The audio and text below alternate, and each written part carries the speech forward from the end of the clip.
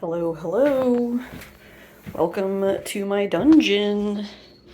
I'm just gonna show you guys where I take my videos. Because I'm in a nasty little basement, because that's the space I have. So, there's a bunch of boxes and a vacuum cleaner and random stuff. Here's more random stuff. This is basically a storage facility. So the boys got their gym stuff over there. This is the zone. So I'm thinking about doing interviews, and I have mics. So like, you know, maybe that's something we do where it's like, ta-da, talk to artists. Pretty neat. It's my little fire guy. I love him, especially in the wintertime. I love fireplaces and like candelabras and other things with flames. Very cool. This is like a fan I got from my grandma who passed away not too long ago. That's where I was on the trip. Milk crates from work. A bunch of old art that I haven't hung up and like a collection of buttons and stuff. Some art from college. This is a lithograph that I made forever ago with, God, I can't remember.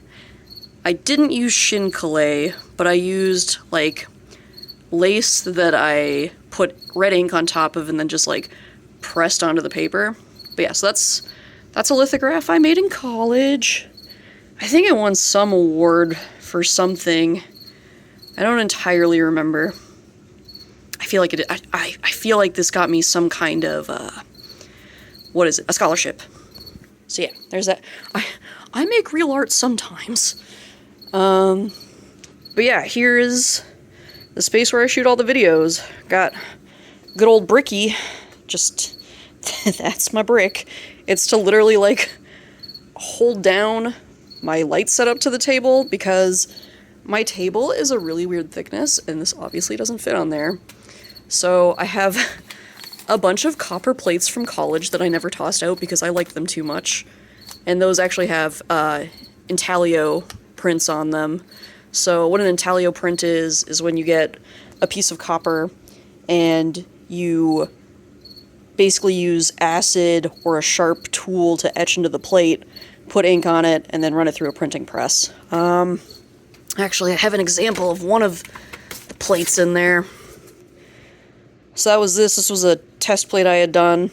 So what I had done was, if it'll focus, you can tell, it's an origami rabbit that I had done. That was part of a series I did in college that I really liked with Shin. And I keep saying Shin, and Shin is a process in printmaking where you use paper and you press it into like the print and the page. You're basically making a sandwich. So it's like there's the print, there's the paper, like the decorative paper you want to use, and then there's the regular paper that you want to actually print on. So what I had done was I had etched the entire background of my plate. So this black spot was all etched or like eaten with acid essentially. And then what was left behind was the impression of the rabbit. So that had no ink, it was a smooth surface. This is kind of like, basically a granular surface is what happens here. It's a whole process. The short and long of it is, you basically waft a bunch of like powder onto your plate. And that's like, imagine a bunch of little grains of sand on your plate. And then when you etch it, it etches in between those grains of sand.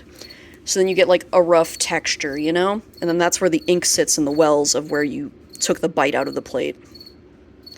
So yeah. So this is just a big old stack of those. Is just copper plates. There's that guy. I really like that origami series, and a lot of people seem to like it in college too. It was another funeral-related thing, but that was for a neighbor that I was really good friends with as a kid. So we'll stick that back in there. I have better ones. Maybe one day I'll, like, get examples of those out, but I threw away a lot of my college work. I just kind of kept, like, the stuff that's in a fancy frame. Or, actually, I have a big woodcut that I really like that I did in college. So there's that guy. Still has a bunch of ink on it. I love this piece. I put it on a bunch of shirts. And I might just retire it by, like, painting over it, because I had a friend who did that when she was done with a wood block. Okay, anyways. So yeah, the workspace. little dingus outlet. Some of my cross-stitching that I've done in the past, I do like cross-stitching, I might do something again. If you know someone who cross-stitches, don't ever ask them for a cross-stitch, because they take forever, even if you're fast, okay? Maybe learn to do it yourself. It's so easy, but it is such a long process. And then if it has, like, black work on it, which is just, like, essentially the outline is called black work in cross-stitching, that's nuts. That takes even longer. So most of the time I don't do, like, stuff with black work on it, but yeah, so, like, this is an example without black work. Like, if it's confusing, I don't know how else to describe it. Basically, you're just stitching, like, one thread around, whereas this is, like, you're making a bunch of X's around, you know? Alright, good talk. Oh, yeah, cluttered desk.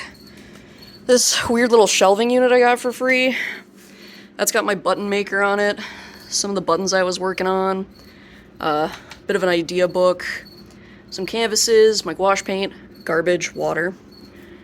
Yeah. And then over here, behind it, got like a shelf of just random art stuff.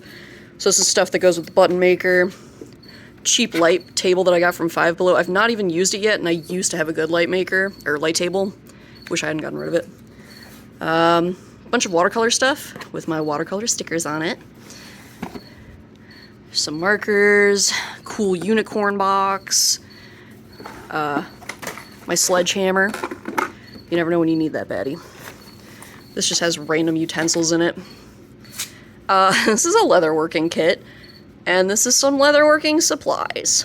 I have not done leatherworking yet, ever, but I think that's going to be maybe a fall or winter activity I get into. It is not as easy as I thought it was going to be. There's a lot of processes and other knowledge that I didn't know I would need for it. Like, I don't know, I hadn't even considered the types of, like, leather you use in a project, and I guess that is a very pertinent thing to know.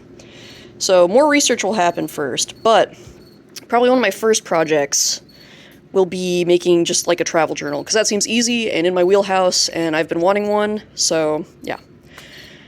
Alright. So yeah, that's my dungeon. The ceiling and walls are super gross. I don't know if you can hear the cricket in the background. We get a lot of bugs in here. There she go. But yeah, stuff is constantly, like, falling off of the ceiling. Like, that's new, that tile. My biggest issue has been this friggin' hole. In the summertime, the rocks just want to jump right off of there, and I don't know why, and it's been making a mess all over my desk. So that's on me. But yeah. Alright, that's the dungeon tour. Thanks for sticking around. Oh, also, I just want to say, I don't do most of my art down here. Know that right now, because the lighting is garbage, and I don't feel very inspired in this space, you know? Most of the time, I'm doing, like, my sketchbook stuff in a cafe. Cafe is probably number one that I'm sketching at. I also sketch outside sometimes.